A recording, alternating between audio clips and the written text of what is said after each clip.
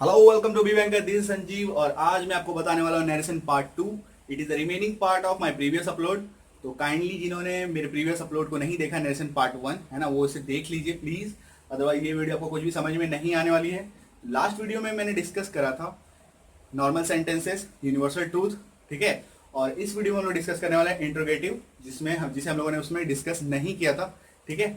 तो चलिए शुरू करते हैं दोस्तों। अगर आप नोटिस करोगे तो ये जो इंट्रोगेटिव पार्ट टाइप के जो क्वेश्चन होते हैं, है ना, ये बेसिकली दो टाइप के होते हैं।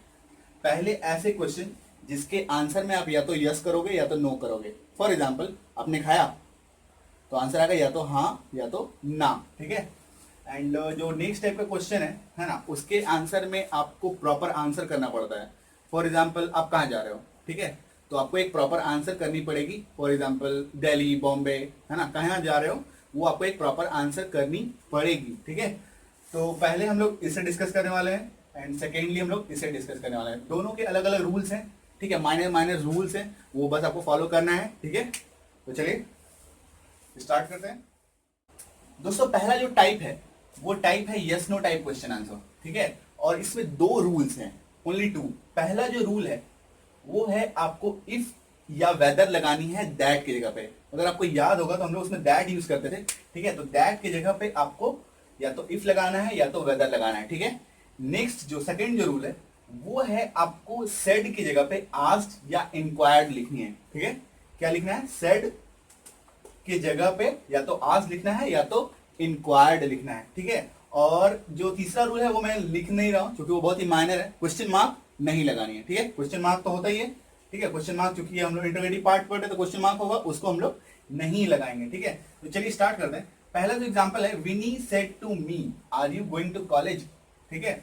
विनी ने मुझसे पूछा क्या आप कॉलेज जा रहे हो, ठीक है। तो अब देखिए स्टार्ट करते हैं।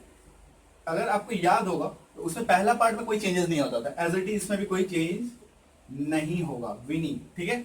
सेट टू बन जाता था उसमें टोल्ड, तो अब सेट तो इसमें लगाना ही नहीं है। सेट की जगह पे या तो आप आस्क्ड लिखो या तो आप इंक्वायर्ड लिखो, ठीक है। तो ये हम लोग आस्क्ड यूज करते हैं, विनी आस्क्ड मी। इस पार्ट में भी कोई चेंज नहीं हो रहा था, ये एज इट इज है, देखिए, है ना, विनी आस्क्ड मी। अब देखिए उसमें हम लोग दैट यूज करते थे, दैट यूज नहीं करना है। दैट की जगह पे क्या यूज करना है? इफ या वेदर, ठीक है। तो वेदर यूज हम लोग कर लेते हैं, विनी आस्क्ड मी, ठीक है, वेदर, ठीक है। यहां तक जो था यही नया रूल था। बाकी हम लोग जो पिछले रूल हम लोग को में हम लोग जो पढ़े हैं वही सेम टू सेम यूज करना है। अब देखिए इसमें मेजर चेंज होगा, are you going to college. ये सेंटेंस को आप ध्यान से देखिए, ये है आपका प्रेजेंट कंटिन्यूअस टेंस, ठीक है। प्रेजेंट कंटिन्यूअस क्या बनता था? Past continuous, okay. तो ये पास्ट कंटिन्यूअस बन जाएगा, ठीक है। और एक चीज आपको याद रखना है, ये जो यू है ना, यू क्या है? Second person. सेकेंड पर्सन किसके अकॉर्डिंग चेंज होता है? ऑब्जेक्ट के अकॉर्डिंग। सेकेंड पर्सन किसके अकॉर्डिंग चेंज होता है? ऑब्जेक्ट के अकॉर्डिंग। तो यहाँ पे जो सुटेबल ऑब्जेक्ट होगा वो क्या होगा? इसके जगह पे, इसके बदले यहाँ पे क्या आ जाएगा?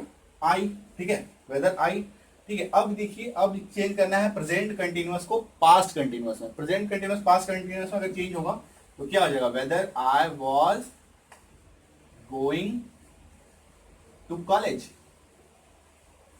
ठीक है, खत्म, दैट्स इट, ठीक है। मैं फिर से एक बार एक्सप्लेन करता हूं इसको।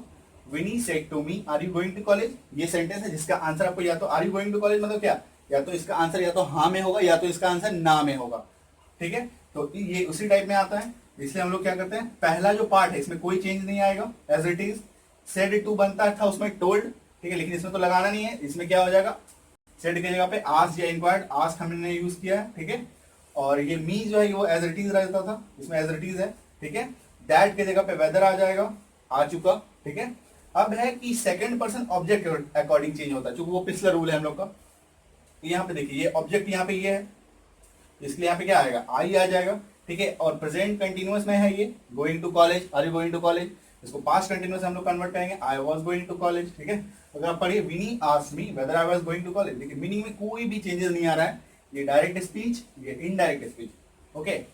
तो एक एग्जांपल और है यस नो टाइप का, वो वेरी इंपॉर्टेंट है ना, हम लोग उसको हम लोग अब एक बार देख लेते हैं वो क्या चीज है, ठीक है। इसको इरेज करते हैं, पूरा ही इरेज करना पड़ेगा।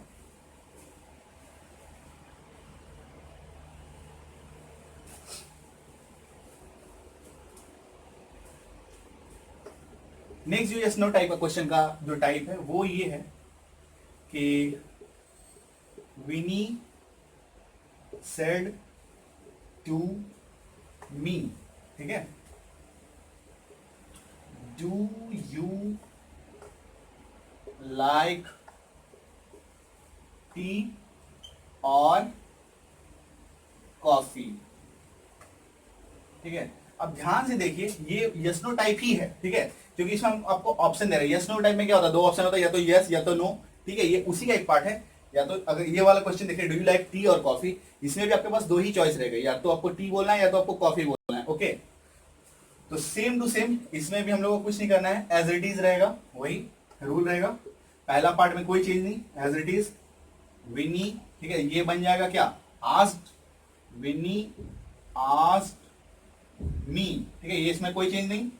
अब देखिए सेकंड पर्सन अगेन से यहाँ पे है, सेकंड पर्सन ऑब्जेक्ट के अकॉर्डिंग चेंज होगा, ठीक है, और यहाँ पे हम लोग को दैट की जगह पे क्या लगाना है, वेदर या इफ लगाइए, ठीक है, वेदर में हम लोग यूज कर रहे हैं। अब देखिए सेकंड पर्सन ऑब्जेक्ट के अकॉर्डिंग चेंज होगा तो यहाँ पे आ जाएगा आई, ठीक है। अब देखिए I like you like T और कॉफी, ये कौन सा फॉर्मेट है टेंस का, ठीक है, ये है आपका सिंपल प्रेजेंट टेंस, ये क्या बन जाएगा, सिंपल पास्ट टेंस, ठीक है।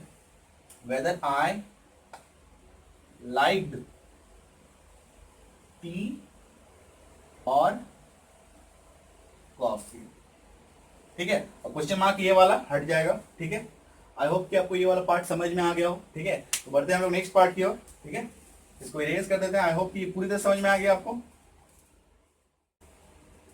दोस्तों नेक्स्ट पार्ट है प्रॉपर आंसर टाइप क्वेश्चन, ठीक है। इसमें प्रॉपर आंसर टाइप क्वेश्चन में क्या होता है, बेसिकली इसमें सेंटेंस जो स्टार्ट होता है वो WS से, ठीक है, जैसे कि वाई, व्हाट, हुज, हूम, ठीक है, जैसे वाई आर यू हैप्पी, ठीक है, तो WS से स्टार्ट होता है। तो इसमें क्या होता है कि आपको एक प्रॉपर आंसर करनी पड़ती है, जैसे कि इसी में आप देख लीजिए वाई आर यू हैप्पी, आप खुश क्यों हो, तो आपको एक आंसर करना पड़ेगा ना, आप खुश क्यों हो, ठीक है।